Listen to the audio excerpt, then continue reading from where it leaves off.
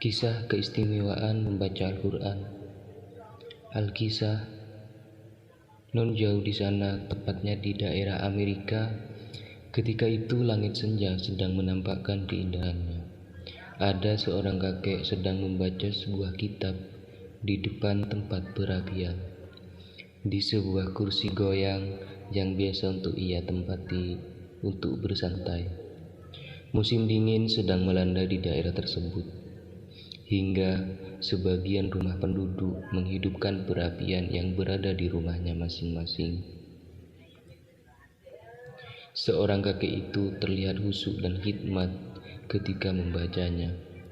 Ditambah lagi dengan sedikit angin sepoi yang masuk ke dalam ruangan itu, menjadikan syahdu suasana.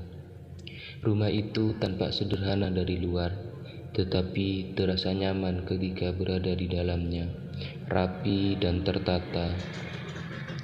Tak jauh dari tempat duduknya si kakek, terlihat seorang bocah kecil sedang asyik dalam dunianya. Ia sedang menggambar sebuah mobil di atas kertas gambarnya. Cucu satu-satunya itu sangat disayangi oleh si kakek tersebut. Melihat kakeknya membaca dengan khusyuk, si cucu yang baru berumur 7 tahun ini penasaran. "Kek, yang dibaca kakek itu apa sih? Kok bahasanya aneh?" tanya si cucu yang tangannya masih sibuk menggambar. Si kakek yang sedang membaca kitab seketika itu menghentikan bacaannya, lalu menatap ke arah cucu tersebut. "Ini adalah Al-Quran, nak. Ini adalah kitab milik agama kita. Kelak kamu juga akan belajar." "Kenapa kakek membacanya? Apakah kakek mengerti bahasanya?" tanya si cucu dengan polosnya.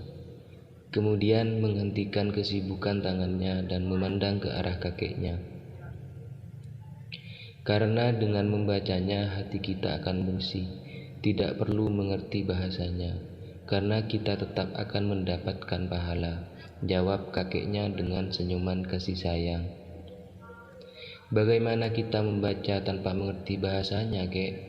Apa yang perlu dibersihkan dari hati kita?" tanya si cucu lagi dengan penuh penasaran. Si kakek tahu kalau ia menjelaskan dan memberi pemahaman, si cucu mungkin tidak akan paham, dan kemudian si kakek memutuskan untuk melakukan sesuatu. "Baik, nak. Sekarang coba kamu lihat keranjang yang berada di dekat perapian itu. Dan silakan kamu mengambil air di sungai yang berada di belakang rumah. Lalu kamu bawa air itu kemari. Nanti akan kakek jelaskan maksudnya." Si kakek menunjuk sebuah keranjang yang sangat kotor karena bekas untuk mengambil kayu-kayu yang digunakan untuk perapian. Ditambah lagi bagian bawah keranjang terlihat banyak lubang. Tanpa banyak bertanya, kemudian si cucu mengambil keranjang itu dan menuruti perintah si kakek. Saat sampai di sungai belakang rumah, si cucu kemudian mengambil air menggunakan keranjang sampai penuh dan membawanya masuk ke dalam rumah. Tetapi belum juga sampai di depan pintu, air yang berada di keranjang itu tinggal sedikit. Dan ketika ingin memberikan keranjang itu kepada si kakek, airnya sudah tidak ada. "Kenapa tidak ada airnya? Coba ambil lagi," perintah si kakek, "karena di dalam keranjang tidak ada air sama sekali." Kemudian si cucu kembali lagi ke sungai dan mengambil air dengan keranjang yang tadi, dan kemudian akan diberikan kepada si kakek. Tapi sampai di depan pintu, lagi-lagi airnya sudah habis duluan. Kemudian ia kembali lagi ke sungai untuk mengambil air. Sampai sekitar 5 kali lebih, si cucu bolak-balik untuk mengambil air, tetapi tidak ada air yang berhasil sampai ke kakek. Sampai akhirnya si cucu kesal dan menuju ke arah kakeknya. "Kek, keranjang ini gak bakalan bisa terisi air dengan penuh, karena banyak lubang di bawahnya.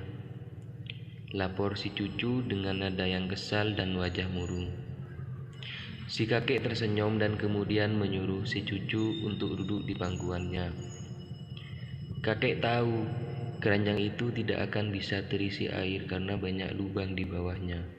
Sambil mengusap rambut si cucu, si kakek melanjutkan, "Tapi apakah kamu tahu, nak, apa yang terjadi pada keranjang itu? Coba lihat keranjang yang kamu bawa untuk mengambil air. Tadi keranjang itu sangatlah kotor, tapi lihatlah sekarang. Keranjang itu menjadi bersih, menjadi indah lagi. Walau tidak bisa membawa air, tapi kamu sudah dapat membersihkannya tanpa sepengetahuanmu." Si cucu melihat ke arah keranjang tadi dan mengiyakan perkataan kakeknya. "Nak, Al-Quran juga seperti itu. Tanpa kita harus mengerti artinya, dengan sering membacanya, hati kita akan bersih dengan sendirinya. Kotoran yang menempel pada keranjang tadi ibarat dosa kita, dan kita membersihkannya dengan cara kita membaca Al-Quran." Jelas si kakek dengan wajah yang bahagia. Kemudian mereka melanjutkan pergi ke masjid untuk melaksanakan sholat maghrib berjamaah. Itulah sebuah cerita Islami yang penuh dengan inspiratif tentang keistimewaan membaca Al-Quran.